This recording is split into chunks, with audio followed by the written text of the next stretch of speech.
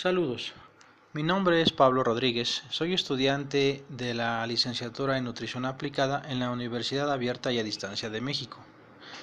En esta exposición mencionaremos la relación que tiene el corazón, la circulación con la nutrición. Espero sea de su agrado. Comenzamos. Con estas imágenes vamos a describir el ciclo cardíaco desde la entrada de la sangre en la aurícula izquierda hasta la salida a la arteria aorta. El primer paso es el llenado auricular. La aurícula derecha se llena con la sangre que llega de las venas cava superior e inferior con sangre carente de oxígeno. La aurícula izquierda es llenada por la vena pulmonar que trae la sangre desde los pulmones al corazón ya enriquecida con oxígeno. Es necesario mencionar que en ambos casos las aurículas están relajadas o en diástole y por eso se permite el llenado. El segundo paso es la contracción o sístole auricular. Las aurículas se contraen y entregan la cantidad de sangre a los ventrículos, obviamente la aurícula derecha al ventrículo derecho y la aurícula izquierda al ventrículo izquierdo. Con esta contracción, repito, se bombea la sangre hacia los ventrículos, por tal motivo se considera que las aurículas son las bombas de cebado de los ventrículos. El tercer paso es el llenado ventricular. Como ya mencioné, los ventrículos se llenan cuando las aurículas les mandan la sangre, lo cual implica que la contracción auricular es ligeramente antes de la contracción ventricular para que estos puedan llenarse. El último y cuarto paso es la contracción o sístole ventricular. Una vez llenos los ventrículos, estos se contraen expulsando la sangre fuera del corazón, cada uno por su arteria correspondiente. Es decir, el ventrículo derecho se contrae y guía la sangre hacia los pulmones a través de la arteria pulmonar para el intercambio de gases y que la sangre se enriquezca de oxígeno. El ventrículo izquierdo se contrae para mandar la sangre ya rica en oxígeno a todo el cuerpo a través de la arteria aorta.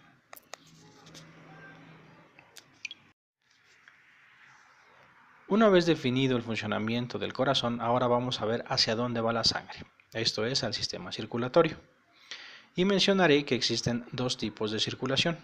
La primera es la llamada circulación mayor o sistémica.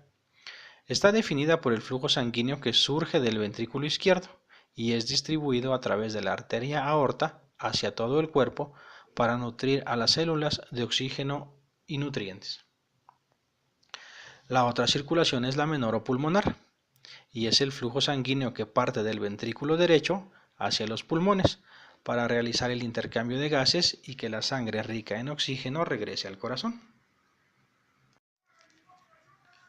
Para que la sangre fluya, necesitamos los conductos, los cuales son las arterias, las venas, los capilares. En esta imagen revisaremos la anatomía estructural de ellos. Bien, las arterias, capilares y venas son lo que se conoce como vasos sanguíneos. Son tubos diminutos por los cuales la sangre es conducida de ida y vuelta al corazón para llevar oxígeno y nutrientes a las células de todo nuestro cuerpo. Su estructura es similar y consta de 3 capas para las venas y las arterias. En su parte central encontramos el endotelio, que es una capa de células que recubre internamente el vaso sanguíneo. La parte intermedia está compuesta por músculo liso y fibras elásticas. Y en la parte externa encontramos tejido conjuntivo que sirve de conexión con otros tejidos y soporte a la estructura del vaso sanguíneo.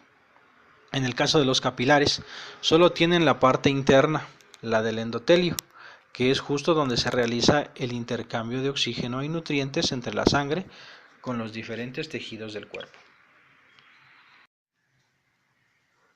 Ahora definamos la función que tiene cada uno de los componentes del sistema circulatorio, también conocidos como vasos sanguíneos. Las arterias. Su función consiste en llevar sangre con una presión alta hacia los tejidos. Las arteriolas son la última rama pequeña del sistema arterial, controla el flujo de sangre hacia los capilares. Los capilares. Su función es el intercambio de oxígeno, nutrientes, hormonas, electrolitos y toda sustancia entre la sangre y los tejidos. Son muy porosos y de este intercambio depende el buen funcionamiento de cada uno de los tejidos del cuerpo. Ahora bien, para el retorno empezamos con las vénulas. Son las ramas más pequeñas previas de las venas. Recogen la sangre de los capilares después del intercambio para guiarlas hacia las venas. Y la función de las venas es conducir la sangre de vuelta al corazón y como almacén de sangre. Ahora vamos a revisar qué porcentaje de sangre se encuentra en promedio en cada uno de los diferentes componentes del sistema circulatorio. Debemos tomar en cuenta que el volumen total de sangre de una persona adulta oscila entre 5 y 6 litros, la cual se distribuye de la siguiente manera. Corazón 7%, circulación pulmonar 9%, arterias 13%, arteriolas y capilares 7%, vénulas y venas 64%. Aquí es importante mencionar, como dijimos anteriormente, que las venas sirven como almacén de sangre. Por tanto, tienen la mayor cantidad de sangre en todo el sistema circulatorio, tanto así que llega al 64%. Ahora revisemos cuáles son las distintas presiones en los diferentes componentes del sistema circulatorio. Recordemos que la presión es la unidad de fuerza por unidad de área. Para entender la presión en los diferentes puntos del sistema circulatorio, debemos recordar que quien genera la presión es el corazón, entregando la sangre por las arterias. Por tanto, en este punto es donde se encuentra la presión más alta y va disminuyendo conforme avance hacia los componentes del sistema circulatorio, quedando en promedio las presiones en la circulación sistémica de la siguiente manera. Arterias, 100 milímetros de mercurio. Arteriolas, 60 milímetros de mercurio. Capilares, en el extremo arterial, 35 milímetros de mercurio. Capilares en el extremo venular, 10 milímetros de mercurio. En las vénulas, 5 milímetros de mercurio, y en las venas, menor a 5 milímetros de mercurio, disminuyendo conforme se acerca al corazón. Podemos observar la gráfica que lo muestra claramente. En la parte derecha de la gráfica se aprecia la circulación pulmonar. La presión promedio en las arterias es de 16 milímetros de mercurio, disminuyendo conforme avanza, llegando a 7 milímetros de mercurio en los capilares pulmonares y continúa bajando a casi cero en las venas pulmonares. La teoría básica del sistema circulatorio se basa en 3 principios. El primero, la velocidad del flujo sanguíneo en cada tejido del organismo casi siempre se controla con precisión en relación con la necesidad del tejido. Esto es, que cada tejido de forma local a través de dilatar y contraer sus vasos sanguíneos controla el flujo de sangre, de tal manera que cuando entra en actividad y necesita más sangre rica en oxígeno y nutrientes, puede aumentar la circulación local hasta 20 o 30 veces. El segundo principio radica en que el gasto cardíaco se controla principalmente por la suma de todos los flujos tisulares locales. Esto es, cuando los tejidos de una u otra parte del cuerpo necesitan sangre, la toman del flujo sanguíneo y la regresan en la misma proporción a las venas. Por lo tanto, la suma de todos esos retornos de sangre regresan al corazón, el cual en automático la bombea de regreso al sistema. El tercer principio es que en general la presión arterial se controla a través del control del flujo sanguíneo local o mediante el control de gasto cardíaco. La presión se controla de dos maneras diferentes durante todo el sistema.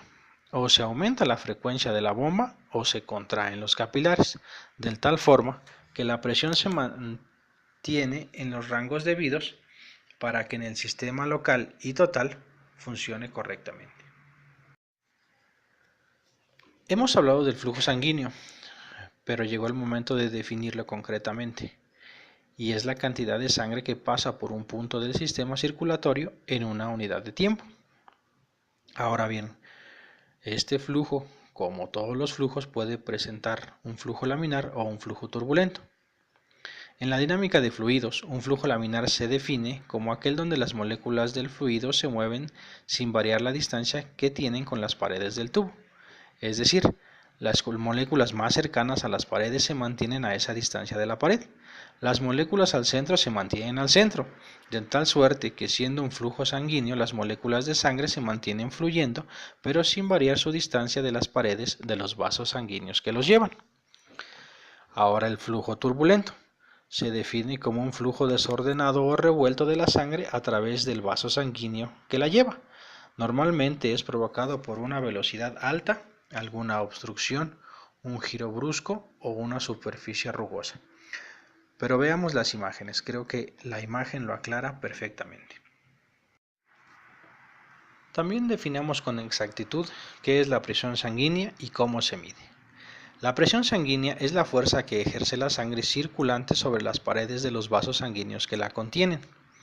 La unidad de medida es el milímetro de mercurio, debido a que en los primeros intentos médicos por medir la presión, la única unidad de medida que se tenía para la presión eran los milímetros de mercurio. La presión normal de un adulto oscila entre 120 y 80 milímetros de mercurio. Se mide con un instrumento llamado tensiómetro. La banda del tensiómetro se localiza alrededor de la parte superior del brazo y se infla para detener el flujo de sangre en la arteria. A medida que se desinfla esta banda, el médico usa un estetoscopio para escuchar el bombeo de sangre a través de la arteria. Estos sonidos de bombeo se registran en un indicador de presión unido a la banda. El primer sonido de bombeo que el médico escucha se registra como presión sistólica y el último como presión diastólica. Ahora revisemos los componentes celulares de la sangre. La sangre es un tejido líquido, el cual recorre todo el organismo humano transportando todos los elementos necesarios para los procesos vitales de todos y cada uno de los tejidos del cuerpo. La sangre es un tejido renovable, es decir, que se genera continuamente en la médula ósea. La sangre está compuesta en 55% plasma y 45% células sanguíneas. El plasma está compuesto por agua en un 91%, proteínas en un 8%, nutrientes y hormonas, sales minerales, azúcares, grasas, aminoácidos, alrededor del 1%. Ahora, las células sanguíneas son los glóbulos rojos, los cuales encontramos entre 4 y 5.5 millones por milímetro cúbico, y su función es transportar el oxígeno. Los glóbulos blancos, que encontramos entre 4 y 10.000 por milímetro cúbico, y su función es combatir los microorganismos. Y también encontramos a las plaquetas, en un rango de 140 a 450.000 por milímetro cúbico, y su función es ayudar a la coagulación de la sangre. Continuemos con la definición de hematócrito y cómo afecta un cambio de el flujo sanguíneo. Hematócrito se define como el porcentaje total de la sangre compuesta por glóbulos rojos. Los valores normales son en los hombres de 40.3 a 50.7% y en las mujeres de 36.1 a 44.3%. Si se presenta un hematócrito alto, se llama policetemia y la sangre se vuelve más espesa, baja la velocidad del flujo sanguíneo y puede disminuir el intercambio de oxígeno y nutrientes en la sangre y los tejidos. Si por el contrario encontramos un valor bajo de hematócrito, se llama anemia. La sangre se vuelve menos viscosa y puede acelerar su velocidad, lo que también afecta la transferencia de oxígeno y nutrientes debido al poco tiempo para dicha transferencia. Pasemos a la descripción de la microcirculación y sus componentes. La microcirculación lleva ese nombre porque esta circulación sanguínea se da a volúmenes microscópicos. Su función es el transporte de nutrientes y oxígeno a los tejidos y la eliminación de los restos celulares de estos. Sus componentes son arteriolas, metarteriolas, esfínter precapilar, capilares y vénulas. Debemos observar la imagen, en la cual nos muestra cómo va circulando la sangre, primero por las arteriolas, pasa por las metarteriolas, pasa por el esfínter precapilar, pasa por los capilares, que es ahí donde hay toda la transferencia de nutrientes y de oxígeno, y empieza el retorno por las vénulas. También debemos definir qué es el líquido intersticial. Los tejidos del cuerpo humano están compuestos por células. El espacio entre las células está lleno de líquido, el cual se denomina líquido intersticial. La composición de este fluido depende de los intercambios entre las células en el tejido y la sangre.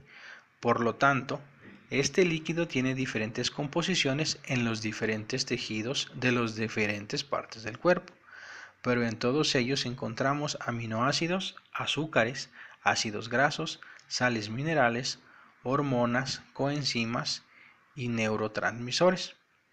En la imagen podemos observar que la transferencia de nutrientes y de oxígeno se da entre la sangre y el líquido intersticial para así alimentar a las células de todos los tejidos. Ya que definimos que el intercambio de nutrientes y oxígeno se da entre la sangre y el líquido intersticial, ahora vamos también a mencionar dónde y cómo se lleva a cabo este intercambio.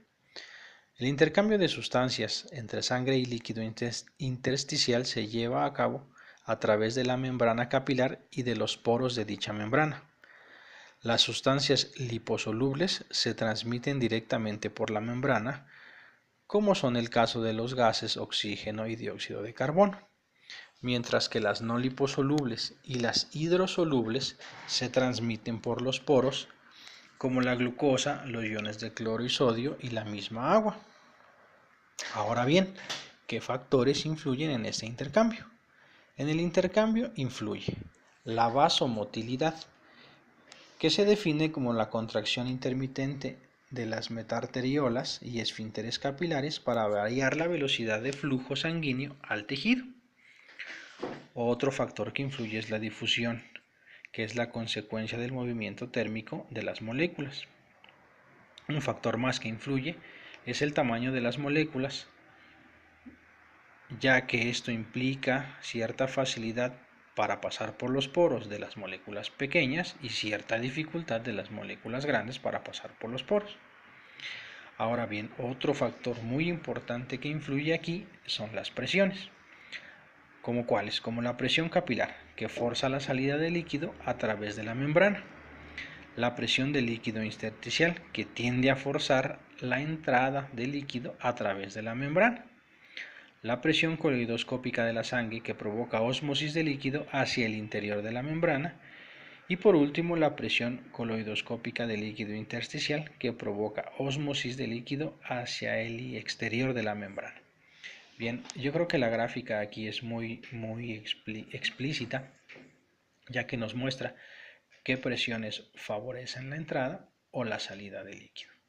Bien, con todo ello, espero haya quedado claro